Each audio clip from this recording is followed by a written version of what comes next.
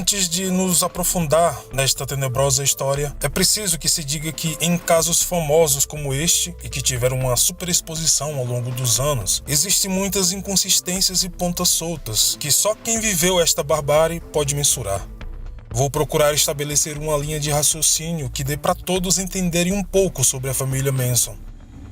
Mas é realmente uma história muito longa e profunda, e seriam necessários vários vídeos para amarrarmos todas as informações. Então, acho necessário começar citando um pouco sobre os membros da família, para que os seus nomes se tornem mais familiares ao decorrer do vídeo. Pelo menos os membros mais ativos e conhecidos. E quando eu falar da família Manson, estarei me referindo a todos eles. Susan Atkinson. Nascida em 7 de maio de 1948, em San Gabriel, Califórnia, Susan era filha de pais alcoólatras. Como uma criança tímida, Susan ficou vulnerável enquanto sua família continuava se deteriorando. Depois que sua mãe morreu de câncer, o seu pai finalmente abandonou ela e seu irmão. Ela então passou a morar com vários parentes diferentes e em 1967 conheceu Charles Manson e ele pediu que ela se juntasse à sua seita. Leslie Van Houten. Nascida em 23 de agosto de 1949, em Los Angeles, Leslie começou a usar drogas aos 15 anos e fugiu de casa. Mais tarde, ela voltou e morou com os pais até terminar o ensino médio. Sua mãe a forçou a fazer um aborto aos 17 anos e ela finalmente fugiu para uma comunidade hippie, onde encontrou seu caminho para a família Manson, se tornando usuária pesada de LSD e outras drogas psicodélicas. Patricia Kenwinkel. Nascida em 3 de dezembro de 1947 em Los Angeles, Patricia cresceu como uma criança insegura e com sobrepeso, que era constantemente vítima de bullying na escola. Depois de terminar o colegial, ela pensou em se tornar freira. Ela acabou entrando numa faculdade jesuíta, mas desistiu após o primeiro semestre. Logo depois que ela conheceu Charles Manson, os dois tiveram relações sexuais e ela passou a adorá-lo como seu mentor. Charles Watson. Nascido em 2 de dezembro de 1945 em Farmersville, Texas, Charles, conhecido como Tex, era um ótimo aluno e excelente atleta na escola. Ele frequentou a Universidade do Norte do Texas, ingressou em uma fraternidade e finalmente conseguiu um emprego como transportador de bagagem em uma companhia aérea em 1967, o que lhe permitia fazer viagens aéreas gratuitas. Certo dia, ele voou para Los Angeles, onde mergulhou no cenário das drogas e da música. Foi lá que ele conheceu algumas das mulheres da família Manson, que o apresentaram a Charles no infame Rancho Spahn. Bob Beausoleil. Nascido em 6 de novembro de 1947 em Santa Bárbara, Califórnia, Bob cresceu em uma grande família católica. Aos 15 anos, ele foi enviado para um reformatório por comportamento delinquente e logo depois fugiu para Los Angeles e em seguida São Francisco, onde se envolveu no cenário musical.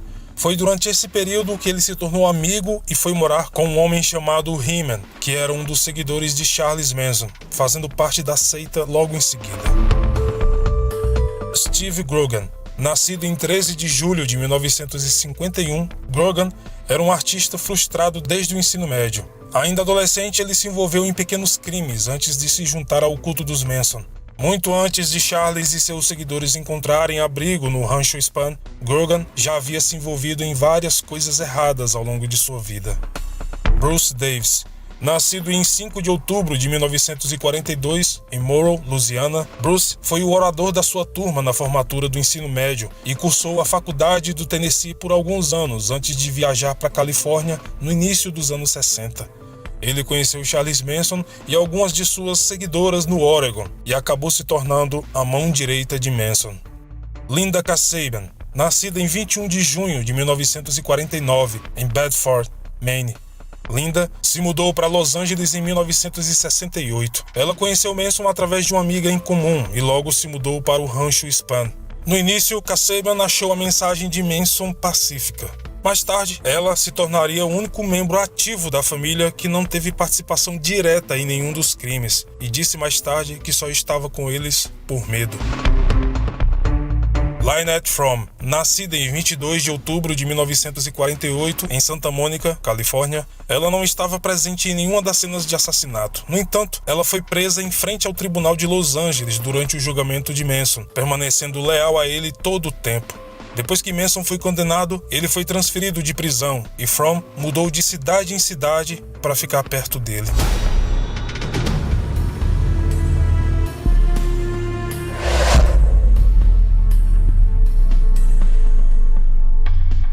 48 anos depois de orquestrar uma série de assassinatos brutais, o famoso líder do culto Charles Manson morreu, mas o rastro de sangue que ele deixou no caminho permanece uma mancha na história americana. Em 8 de agosto de 1969, membros da família Manson invadiram a casa da atriz Sharon Tate, que estava grávida. Ela era esposa do famoso diretor de cinema Roman Polanski. Os homens a esfaquearam repetidamente. Eles também mataram a herdeira de uma rica família do ramo cafeeiro, Abigail Fulger, o cabeleireiro Jay Sebring e o escritor Wojciech Frykowski, além de um amigo adolescente do zelador da casa, Steven Parent. No dia seguinte, membros da família Manson assassinaram o dono de um supermercado local, Leno LaBianca, e sua esposa. Os assassinatos foram amplamente divulgados e causaram um pânico em massa entre o público. Manson e vários membros do culto foram condenados à morte. No entanto, as sentenças foram posteriormente trocadas para prisão perpétua quando a Califórnia aboliu a pena de morte. Apesar de Charles Manson ter morrido, a maior parte da família Manson permaneceu. Mas como Charles Manson conseguiu formar esse culto cheio de ódio e sedento de sangue? A família Manson. Pouco depois de se mudar com sua família e primeira esposa, Rosalie Jean Willis, para a Califórnia, Charles Manson foi preso por pequenos crimes. Sua jovem esposa deu à luz ao seu primogênito, Charles Manson Jr., enquanto ele ainda estava preso. Então, Willis resolveu deixar Manson e se casou com outro homem.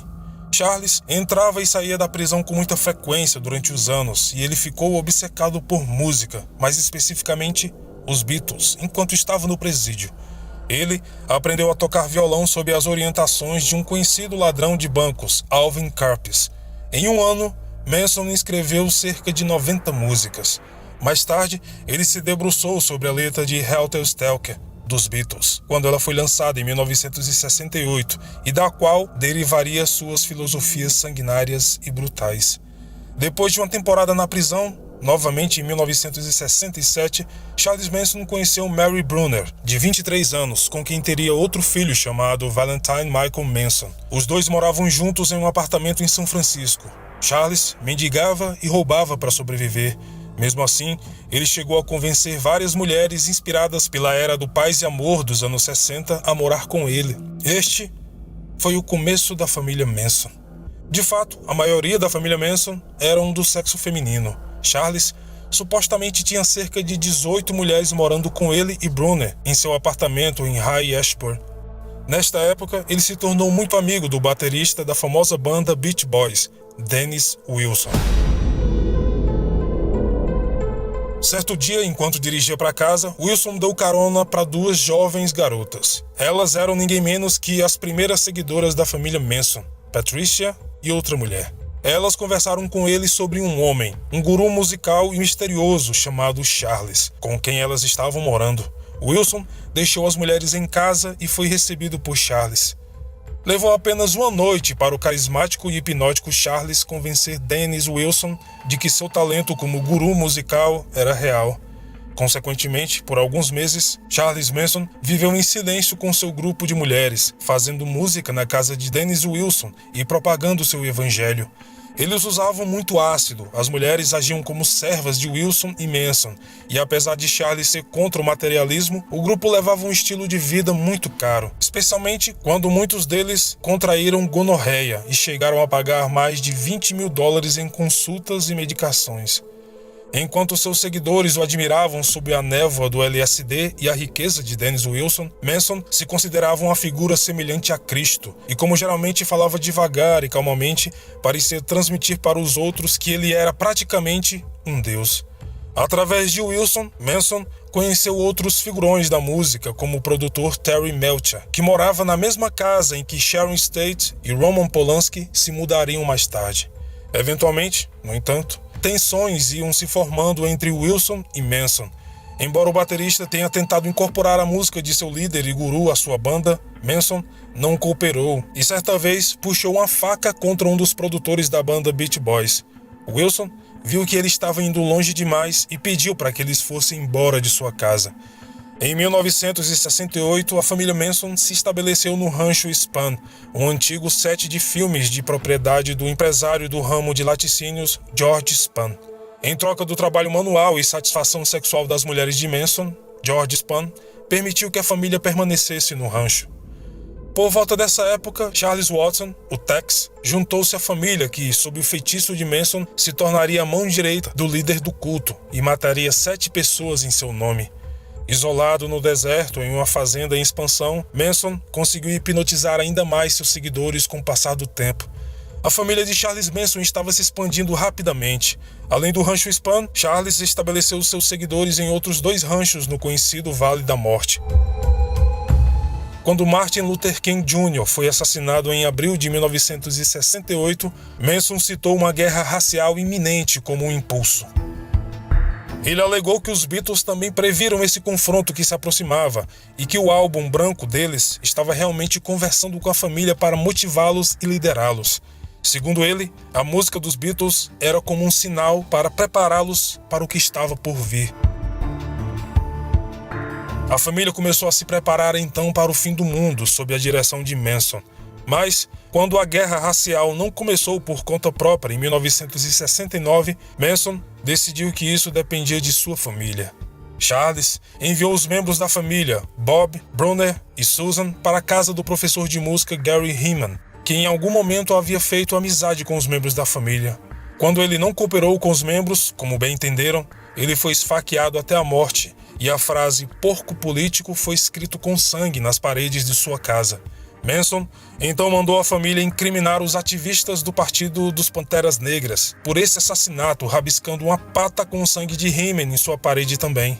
2 dias depois, Heeman foi encontrado, e ao ver a repercussão nos jornais, Manson disse à sua família: "Agora é a hora de Helter Skelter", em uma referência à música dos Beatles, que em uma tradução literal significa confusão.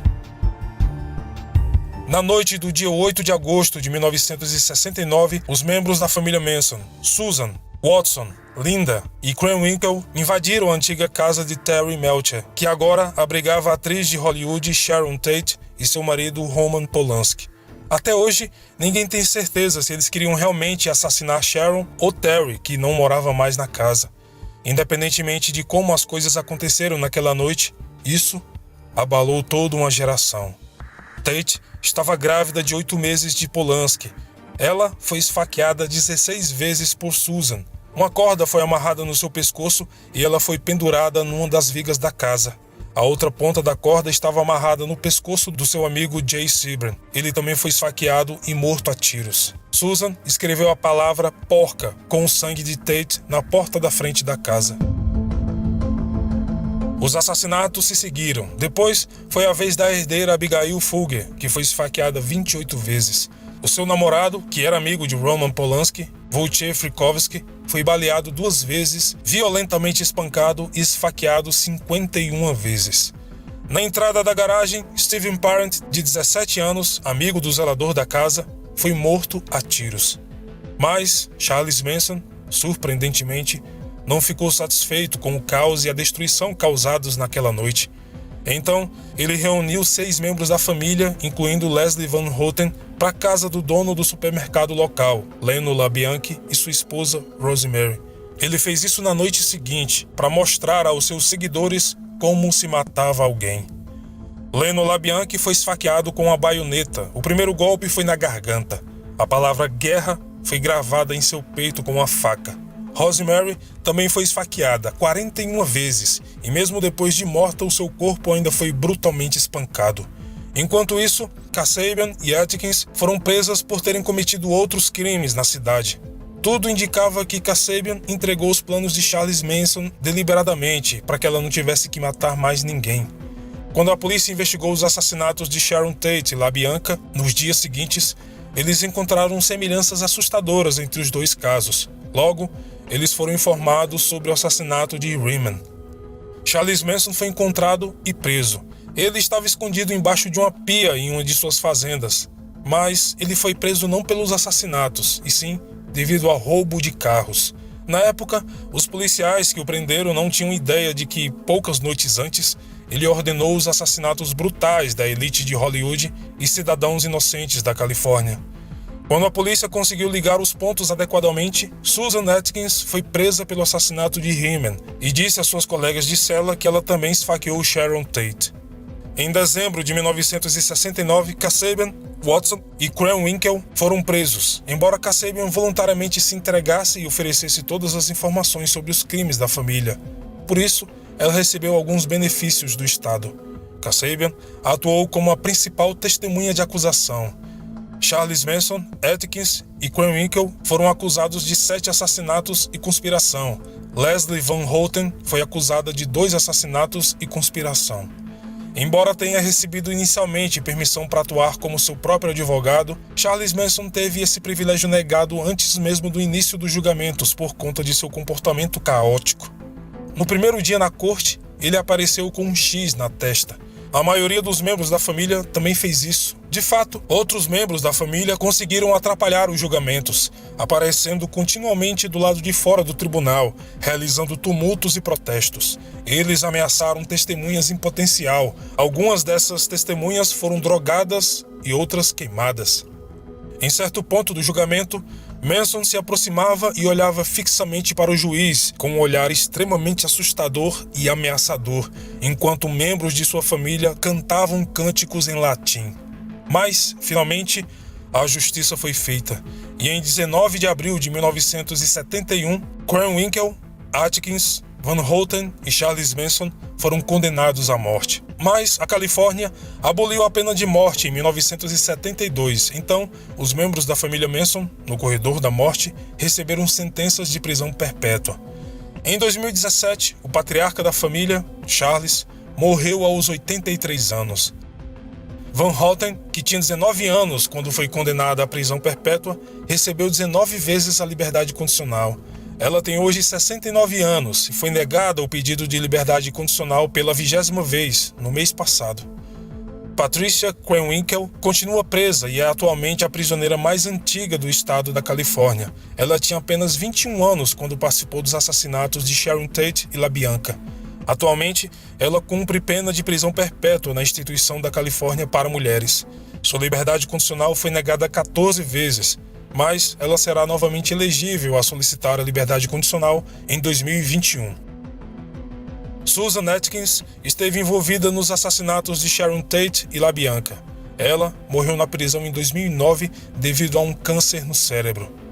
Watson, ou Tex, em uma estranha reviravolta do destino, hoje administra um site sobre evangelismo cristão, chamado About in Love. No site, ele vende livros sobre fé, perdão e os crimes que ele cometeu quando era membro da família Manson.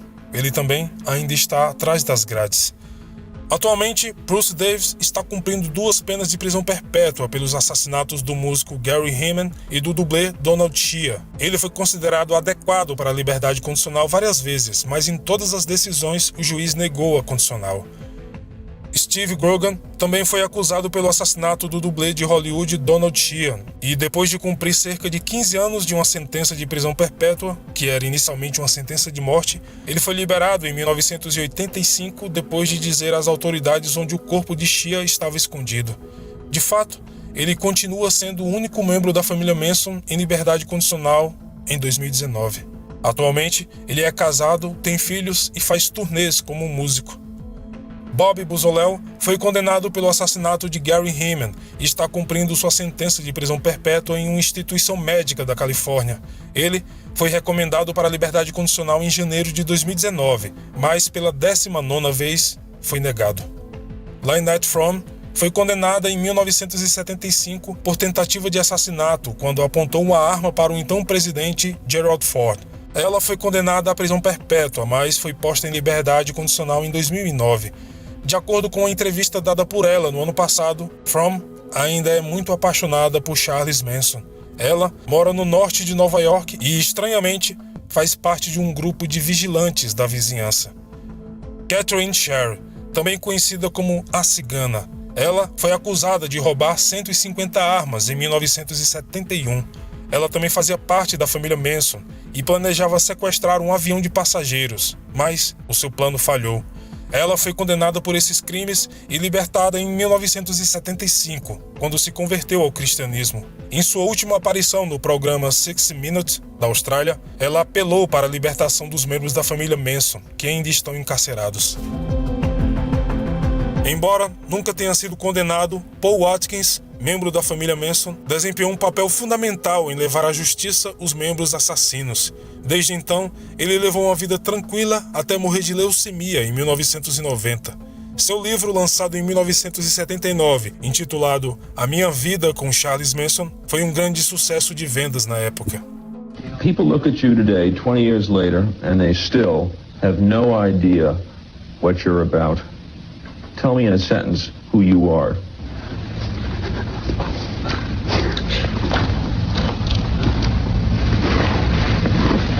Nobody. I'm nobody. I'm a tramp, a bum, a hobo. I'm a boxcar and a jug of wine. And a straight razor if you get too close to me. I don't want to take my time going to work. I got a motorcycle and a sleeping bag and 10 or 15 girls. What the hell I want to go off and go to work for? Work for what? Money? I got all the money in the world. I'm the king, man. I run the underworld, guy. I decide who does what and where they do it at. What am I going to run around and act like I'm some teeny bopper somewhere for somebody else's money? I make the money, man. I roll the nickels. The game is mine. I deal the card.